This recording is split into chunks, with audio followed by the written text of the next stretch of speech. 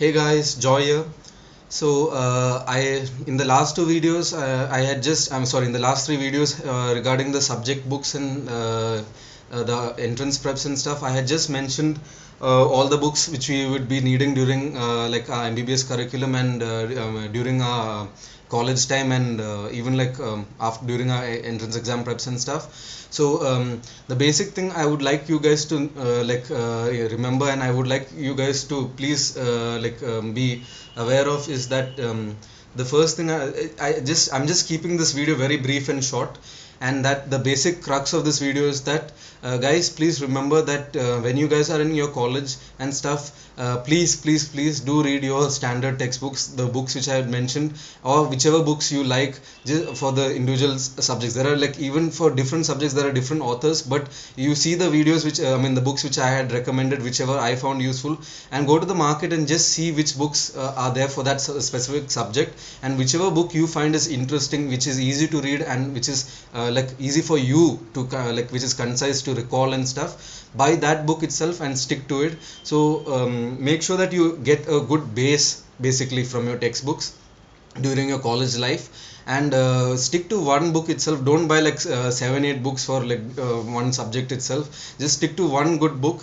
Yeah, but definitely there will be sometimes you may feel that some subjects are lacking in certain areas and stuff. So in that case, be free to go about and check out other books if you want extra additional information, or you think that the topics are not well explained in these books.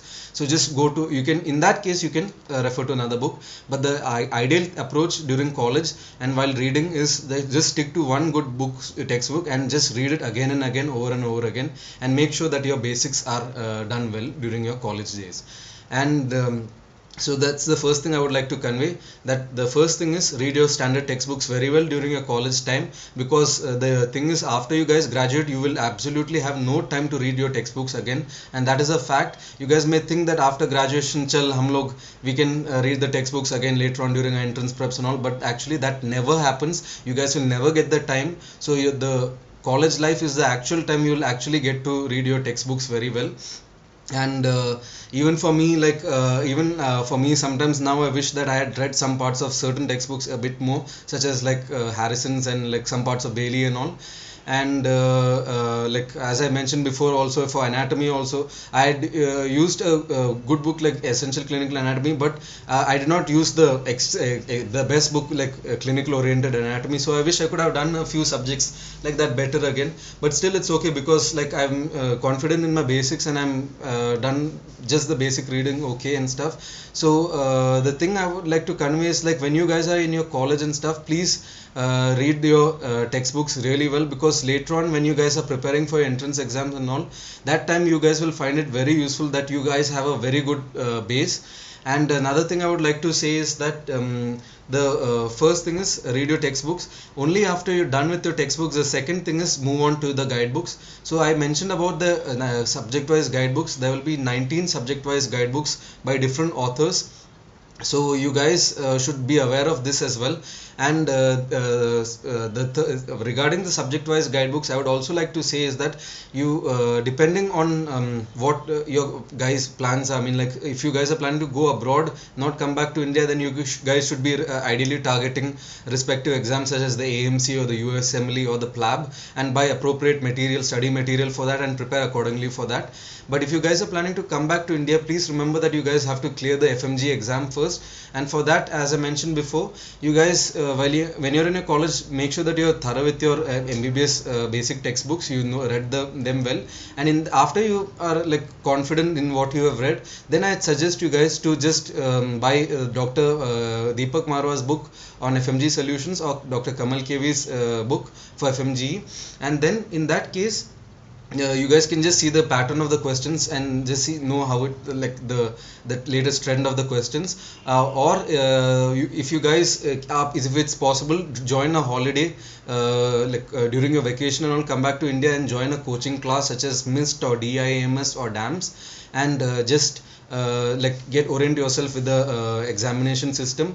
The reason why I'm saying this is because it is always better to start your entrance exam preparations early. So especially as we are like studying abroad and all, in that case it's much better to start preparation early. And I think the best time to do this would be like after you're done with the basics well, I mean the preclinicals and the once you're thorough with that, you can start actually start your entrance exam preparation. So ideally around the end of second year, third year would be a good time to start, because that is the time here Indian students here in our country also start preparing for the entrance exams and join Dr. Bhatia or DAMS and stuff. So I would recommend you guys to either join the vacation classes here during your holidays, or take back with you the subject wise guidebooks for preparation. And then another thing I would like to clarify is, when we talk about subject wise guidebooks, ये subject wise guidebooks क्या है? So basically when you guys are coming back home, as I said, first step is FMGE, then you think about your PG. So FMGE के लिए you read your textbooks well, and FMGE, remember, is a screening exam. You just need 150 to pass this exam, and for that if your basics are good, if your subject knowledge is good and stuff, then you just need to orient yourself with the latest MCQs and stuff, which is, I mean, with the latest books, or join the coaching to be better prepared. So to get an idea how to approach FMG. So once you do this, then I think you can easily clear FMG.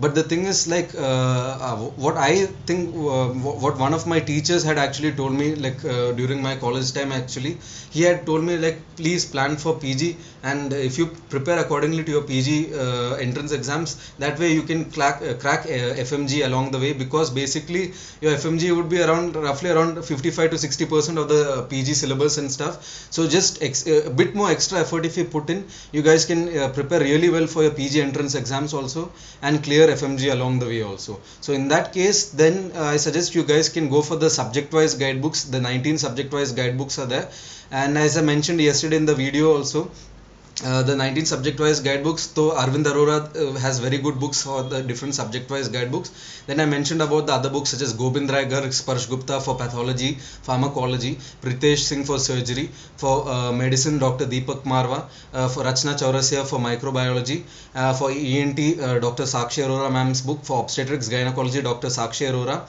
and all other books you guys can use Arvind Arora subject wise guidebooks. There are 3 volumes. You can use that. It has sufficient matter needed for cracking the PG exams as well. So the basic thing I would like to say is that if you guys are please listen, that only if you guys are done with your textbooks well, if you have like understood your textbooks well and read well, then move on to the subject wise guidebooks. And in that case, you can start opening your subject wise guidebooks, go through and see which are the important points in each chapter, and correlate it with whatever topics you learned in your subject from your textbooks. So like after that, you go to the MCQ section and start solving the MCQs. So that should be the basic approach. Read your textbooks well, then go through the MCQ, the subject wise guidebook, see the chapters, what are the important points which are like highlighted regarding the chapters which you read in your standard textbook, then go on to the solving the MCQs. So this is the basic approach you guys need to do for cracking the entrance exams. And for regarding FMG preps, though, as I mentioned, FMG ke liye Dr. Deepak Marwa and Kamal Kiwi book. For that, just if like once you like have like I can even say that if you guys are in your 4th year and all, you can start these books as well. Just start going through the MCQs and see how many you can solve and all that, and just see whether it's easy and stuff and all. And if possible, as I mentioned, it's always good to be well prepared, because you don't know how the pattern of the exam is these days. And also I ask your seniors, or just inquire in the coaching class and stuff, and see if possible if you can attend coaching, because coaching, whatever you guys say, it's always good, because it actually orients you to the system of the entrance exams and stuff. So if possible, try to see if you can manage coaching. Otherwise, you guys just stick to your subject wise guidebooks. And so this is all I would like to say. And to finally wind up, I would just like to tell you guys is that since you all are everyone, we have studied abroad, and if you guys are also studying abroad and all that, please bear in mind that we've been given actually this great privilege, I mean, to study medicine and all. So make sure that during your 5 to 6 years course of medicine, you just are diligent, you work hard, and you put in consistent effort during your like MBBS days, and even during internship and post internship also. Remember to be like just be a continuous student of learning, and read the basic textbooks well, because there's no substitute for your textbook. Then move on to your entrance guides and stuff for entrance examination preps. So basic thing I would like to say is just be disciplined, and have a good timetable where you can balance both your studies, extracurricular activities, and have like other hobbies as well, like maybe if you are like are interested in sports and all, just go for sports and stuff, or like do something as well. And the basic thing is have a basic timetable where you have managed both these things, so that your studies don't get too like drudgerous or like too boring and cumbersome, and at the same time you can balance it out with some work and play as well. So in that case you have an all-round this integrated balance. So this is what I would like to say to all you guys, and I wish you guys all the very very best in like in everything. I mean, not only your studies and stuff, in life, in all your extracurricular activities, in college life, in everything else in general. So take care guys, and hope you guys found this useful. This is me signing off.